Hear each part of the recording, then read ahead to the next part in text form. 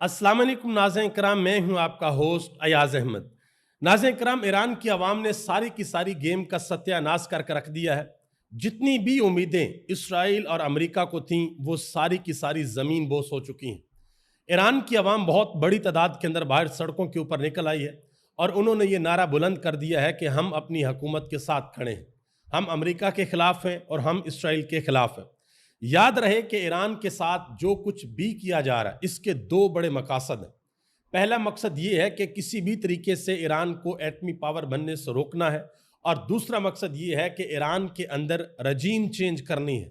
Iran की जो मौजूदा हुकूमत है, जो मौजूदा सिस्टम है, जो मौजूदा निज़ाम है, इसको ख़त्म करना है और वो निज़ाम ईरान के अंदर इंस्टॉल करना है जो कि मगरब को फ़ायदा दे, जो अमेरिका के इशारों के ऊपर नाचे। लेकिन अभी तक अमेरिका और इसराइल इस मकसद के अंदर मुकम्मल तौर पर नाकाम नजर आ रहे हैं। दूसरी तरफ ईरान के वजीर खारजा ने एक अहम तरीन और बड़ा ऐलान किया, वो आपके सामने रखने के लिए जा रहा हूँ। ईरान ने जो ताज़ा तरीन हमले किए इसराइल के ऊपर, उनकी वीडियोज आ चुकी हैं, वो भी आपके सामने रखता हूँ। और इस लड़ाई को एक हफ्ता मुकम्मल हो चुका है। डोनाल्ड ट्रंप ने इस लड़ाई के हवाले से कुछ और बातें की हैं, वो भी आपके सामने रखता हूँ। पाकिस्तान से इंतहाई अहम खबरें हैं इस जंग के हवाले से, उस पर भी बात करते हैं। आगे बढ़ने से कबल गुजारिश करूंगा कि वीडियो को लाइक कर दें, चैनल को सब्सक्राइब कर लें ताकि ये इंफॉर्मेशन का सिलसिला आप लोगों तक पहुंचता रहे। नाज़रीन कराम, सबसे पहले ये स्क्रीन के ऊपर मनाजर देखें। ये ईरानी आवाम है जो सड़कों के ऊपर निकल चुकी है और इन्होंने सड़कों के ऊपर निकल कर इसराइल और अमेरिका के मुंह के ऊपर तमाचा मारा है और ये कहा है कि हम अपने सुप्रीम लीडर के साथ खड़े हैं, हम अपनी हुकूमत के साथ खड़े हैं और हम ईरान के साथ खड़े हैं। हम किसी भी सूरत ईरान के अंदर कोई रजीम चेंज नहीं चाहते, हम यही हुकूमत चाहते हैं और हम जवाब देंगे अमेरिका को भी और इसराइल को भी। ना सिर्फ ईरान की आवाम बल्कि इस वक्त पूरी दुनिया के ऊपर यह बात अयां हो चुकी है कि इस जंग में किसका पलड़ा भारी है, इस जंग में गलती किसकी थी और इस जंग में फेंटी किसको लगी है। इसराइल ने बहाना यह बनाया कि भाई ईरान जो है वो जोहरी ताकत बनने के बड़े करीब है। पिछले कई सालों से ये फिक्रा बार बार हम सुनते आ रहे हैं कि ईरान जोहरी ताकत बनने के बड़े करीब है, लेकिन आज तक ईरान बना नहीं और अब हो सकता है कि ईरान बन जाए। जिस तरीके से ईरान के ऊपर प्रेशर डाला जा रहा है, इस वक्त दुनिया भर के अंदर सवालात किए जा रहे हैं। अमेरिका के अंदर, बरतानिया के अंदर BBC का एक शो है, ये मैं आपके सामने तस्वीर रखता हूँ, ये आप देख सकते हैं। इस शो के अंदर एक सवाल पूछा गया, एक खातून ने सवाल पूछा। उन्होंने कहा, जी जिस वक्त इसराइल के अंदर बमबारी हुई है, ईरान ने अटैक किया है, तो आप लोगों को बहुत तकलीफ हो रही है, आप लोगों को इसराइल के बच्चे याद आ रहे हैं, लेकिन यही इसराइल था जिसने गजा के ऊपर बमबारी की। गजा के हस्पतालों के ऊपर सैकड़ों की तादाद के अंदर हमले किए, लेकिन आपकी जुबानें सिली हुई थी, कुछ भी आपकी जबानों से नहीं निकला और आज आप मगरमच्छ के आंसू रो रहे हैं। ये एक बहुत बड़ा साइन है कि लोगों को अब जो दो नंबरी है वो समझ आ चुकी है। अब आपके सामने एक वीडियो रखने के लिए जा रहा हूं, इसको जरा गौर से देखिएगा। ये वीडियो इसराइल के अंदर जो माइक्रोसॉफ्ट का ऑफिस है वहां की वीडियो है कि ईरानी मिसाइल ने जब हिट किया तो आप देख सकते हैं कि माइक्रोसॉफ्ट के अंदर से ये CCTV फुटेज है कि वहां पर क्या सूरत हाल थी और किस तरीके से ईरानी मिसाइल ने हिट किया है। कुछ और तस्वीरें भी मैं आपके सामने रखता हूं, वीडियोज आपके सामने रखता हूं। ये एक वीडियो है, इसको आप देख सकते हैं। इसमें अब तक जितने मिसाइल ईरान ने मारे हैं, उन जिसकी वीडियोस बनी हैं, वो वीडियो सोशल मीडिया के ऊपर आ चुकी हैं। वो सारी की सारी वीडियोस इस वीडियो के अंदर मौजूद है। आप देख सकते हैं कि इसराइल का आयरन डोम मुकम्मल तौर पर सत्यानाश हो चुका है, या आप कह लें, पाकिस्तानी लोगों को इस लफ्ज़ का ज़्यादा अच्छे तरीके से समझ आती है कि मुकम्मल तौर पर बढ़ चुका है इसराइल का आयरन डोम और उनके अंदर अब यह सकत नहीं रही कि वो ईरानी मिसाइलों को रोक सकें। अब से थोड़ी देर कबल यह खबर भी आई है कि हाइफा के अंदर ईरानी मिसाइलों ने हमला किया है, ईरान ने अपने मिसाइलों के साथ हमला किया है और इसराइल की जो वजारत दाखिला की इमारत है उसको शदीद तरीन नुकसान पहुंचा है। न्यूयॉर्क टाइम ने इस खबर को ब्रेक किया है। अब जरा आगे आ जाए। ईरान के वजीर खारजा, उन्होंने वाज़ेह तौर पर ऐलान किया, उन्होंने कहा, जी कुछ ममालिक ने मेरे साथ राब्ता किया और उन्होंने कहा कि आप सफारतकारी की तरफ वापस आएँ, यानी कि मुज़ाकरात की तरफ वापस आएँ। उन्होंने कहा कि मैंने तमाम ममालिक को यह जवाब दिया है कि हम तो पहले मुज़ाकरात की मेज़ के ऊपर थे, हम तो सफारतकारी कर रहे थे, लेकिन फिर हमारे ऊपर हमला कर दिया गया। یاد رکھیے گا کہ اسرائیل کبھی بھی یہ نہیں چاہتا کہ ایران اور امریکہ کے آپس میں کسی قسم کے کوئی مذاکرات ہوں۔ یہی وجہ ہے کہ جو سب سے اہم ترین سفارت خار تھا جس نے مذاکرات کروانے تھے، سب سے پہلے اسرائیل نے اسی کو نشانہ بنایا، اس کو شہید کیا، باقی لوگوں کو بھی شہید کیا جو یہ چاہتے ہیں کہ بھئی کسی طریقے سے مذاکرات ہو جائے۔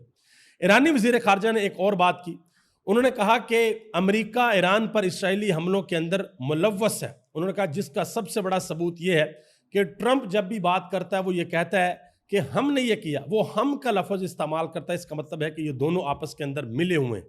اس کے علاوہ انہوں نے ایک اور بڑی اہم بات کی، انہوں نے کہا کہ جب ہماری بات چیت ہوگی، جب ہمارے مذاکرات ہوں گے تو ایران کا جو میزائل پروگرام ہے، جو ہم بیلسٹک میزائل بناتے ہیں، اس پروگرام کے اوپر کسی قسم کا کوئی سمجھوتا نہیں ہوگا، کیونکہ امریکہ ایران سے یہ چاہتا ہے کہ لانگ رینج میزائل جو ایران بناتا نا، ایران اس کو بنانا بند کر دے، جو ٹھکائی شروع ہوتی ہے اسرائیل کی وہ نہ ہو۔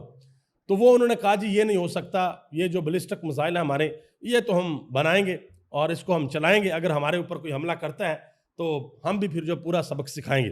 آگے آ جائیں جی، ایران کی جانب سے ایک ویڈیو جاری کی گئی ہے، آپ کو پتا ہے 2 دن قبل ایران نے اسرائیل کے اندر ایک ہاسپٹل کو نشانہ بنایا تھا، اور ایران نے یہ دعویٰ کیا تھا کہ اس ہاسپٹل کے نیچے اسرائیل کی ایک ملٹری بیس ہے پراپر، تو انہوں نے ایک یہ ویڈیو جاری کی ہے، یہ آپ دیکھ سکتے ہیں کہ اس طریقے سے اسرائیل نے ایک بیس بنا رکھی ہے۔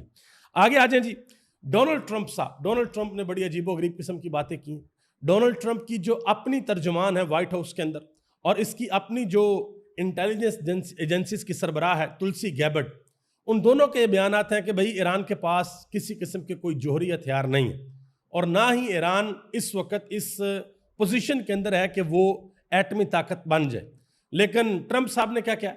ٹرمپ صاحب نے کہا کہ جی سب سے پہلے انہوں نے کہا جی پاکستان اور ہندوستان کی جنگ بندی کروانے پر مجھے نوبل انعام ملنا چاہیے، اور پاکستان کی حکومت نے ڈونلڈ ٹرمپ کو نامزد بھی کر دیا۔ اس کے اوپر پاکستان میں بہت سی باتیں ہو رہی ہیں، یہ میں بعد میں آپ کے سامنے رکھتا ہوں کہ لوگ اس کے اوپر کیا باتیں کر رہے ہیں۔ مزید ڈونلڈ ٹرمپ نے کہا، انہوں نے کہا جی اسرائیل کے پاس اتنی صلاحیت نہیں ہے کہ وہ ایران کی جوہری صلاحیت کو ختم کر سکے۔ یہ اب ڈونلڈ ٹرمپ صاحب کہہ رہے ہیں اسرائیل کو کہ بھئی آپ کے اندر اتنی صلاحیت نہیں ہے کہ آپ ایران کا مقابلہ کر سکیں، آپ ایران کے ساتھ لڑائی لڑ سکیں۔ انہوں نے کہا کہ ایران کے ساتھ بات چیت کریں گے، دیکھتے ہیں کہ کیا نتیجہ نکلتا ہے۔ انہوں نے کہا جی مذاکرات سے پہلے میں سیز فائر چاہتا ہوں۔ میں یہاں پر ایک بڑی مزے کی چیز آپ کو بتاتا ہوں، اور شاید آپ لوگوں میں سے کسی نے یہ ایکسپیرینس کیا ہو، زیادہ تر ہمارے جو گاؤں دیہات ہے وہاں پر یہ کام ہوتا ہے کہ وہاں پر لوگ مرغوں کی آپس میں لڑائی کرواتے ہیں، تو چودھریوں کے ککڑ ہوتے ہیں جو آپس میں لڑتے ہیں، تو جب کسی چودھری کے ککڑ کو پھینٹی پڑنے لگتی ہے نا، تو چودھری کہتا ہو بس کر دو یار، یہ لڑائی ختم کر دو، اب چھوڑ دو، اب رہنے دو۔ تو یہی حال امریکہ کا ہے کہ امریکہ ہے دنیا کا چودھری، اور جب اس کے بچے جمہوریوں کو پھینٹا پڑنے لگتا ہے نا تو یہ کہتا ہے نہیں جی سب سے پہلے سیز فائر کریں، سب سے پہلے لڑائی کو ختم کریں۔ انڈیا کو بھی مار پڑنے لگی تھی، سیز فائر کروا دیا، ادھر سے اسرائیل کو پڑی ہے، وہاں پہ بھی کہتا ہے جی مذاکرات سے پہلے میں نے سیز فائر کرنا۔ دیکھتے ہیں کہ ایران سیز فائر کے اوپر ایگری ہوتا ہے یا نہیں ہوتا۔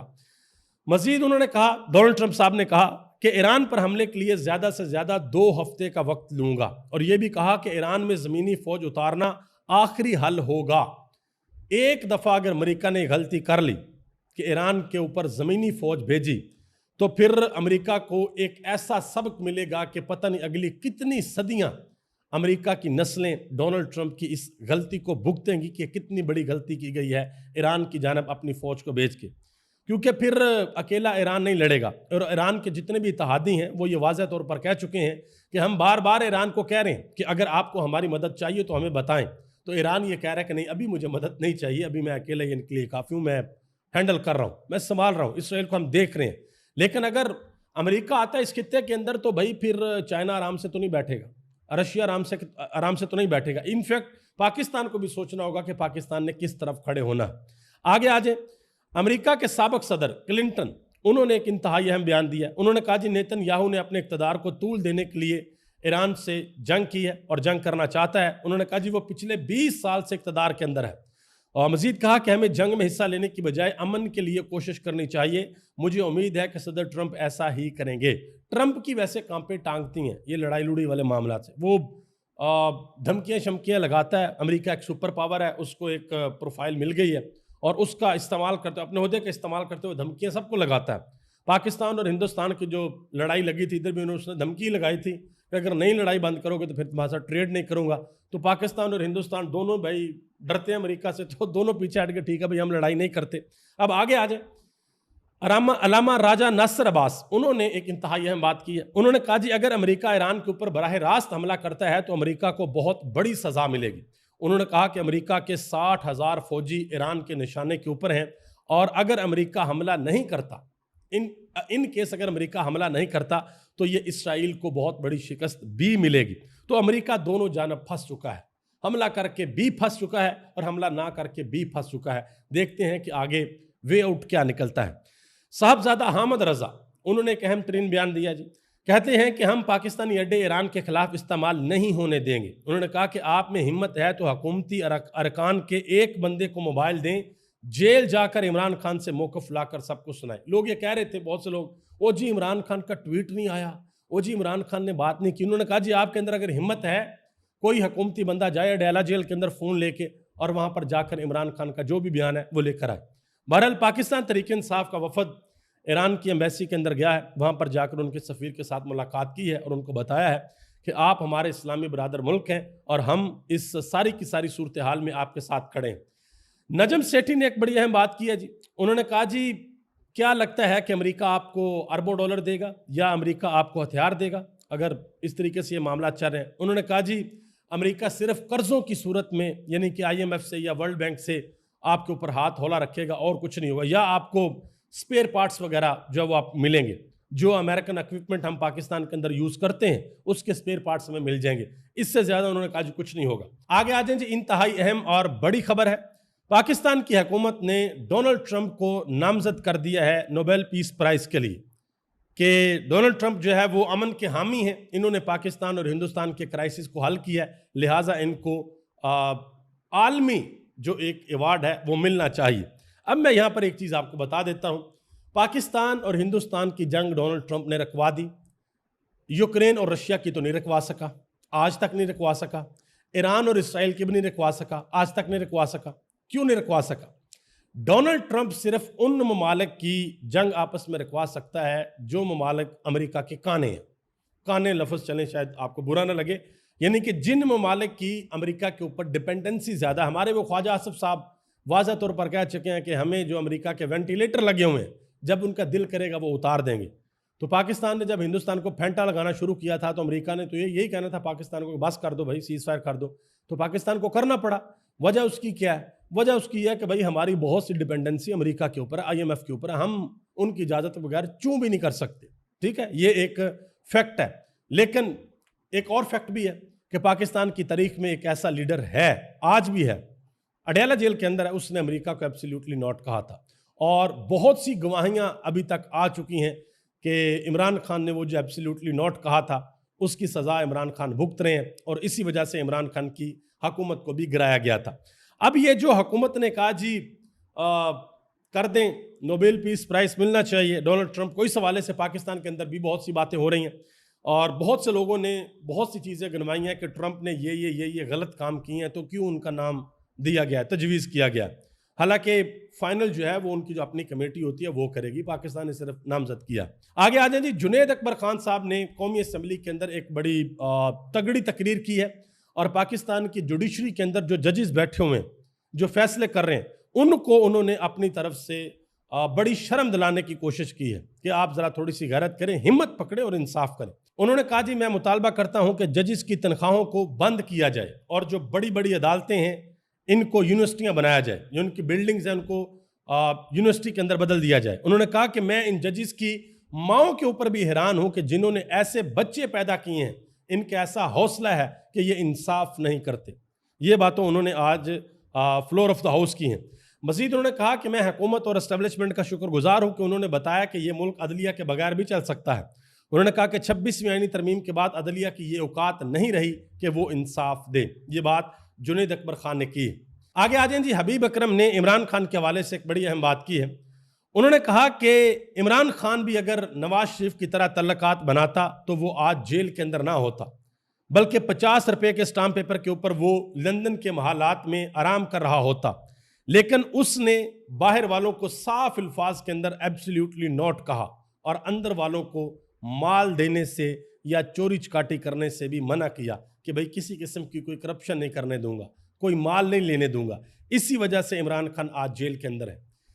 کے پی اسمبلی کے اندر بجٹ کا آپ کو پتہ بڑا معاملہ بنا ہوا ہے کہ بجٹ پاس ہونا یا نہیں ہونا، تو بابر سلیم سواتی جو وہاں کے اسپیکر ہیں انہوں نے سارے کے سارے بہام ختم کر دیے۔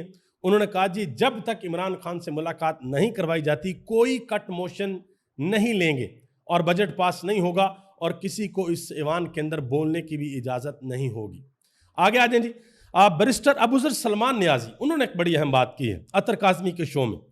انہوں نے کہا کہ کچھ لڑائیاں جیتنے کے لیے ہوتی ہیں اور کچھ لڑائیاں نظام کی منافقت کو بے نقاب کرنے کے لیے ہوتی ہیں، اس وجہ سے لڑی جاتی ہیں۔ انہوں نے کہا کہ اسی لیے مخصوص نشستوں کا جو کیس ہے وہ لڑنے کا مشورہ دیا گیا اور یہ کہا گیا کہ بھئی ہم نے مقابلہ کرنا ہے اور لائیو سٹریم کی درخواست بھی دی گئی۔ انہوں نے کہا کہ یہ مشورہ جو ہے وہ دیا گیا تھا اور اب ہم بے نقاب کر رہے ہیں۔ آگے آ جائیں جی، پاکستان تحریک انصاف کے ایک رہنما ہیں میاں فیاض چھجڑا، انہوں نے واضح طور پر ایک بات بتائی ہے۔ انہوں نے کہا جی میرے بیٹے اور میرے بھائی کو اٹھا لیا گیا اور میرے بیٹے کی واٹس ایپ سے میری بیوی کو کال کی گئی اور کہا گیا کہ اپنے خاوند کو کہو کہ پی ٹی آئی میں شامل ہونے سے دور رہے ورنہ اپنے بیٹے کی شکل نہیں دیکھ سکو گی۔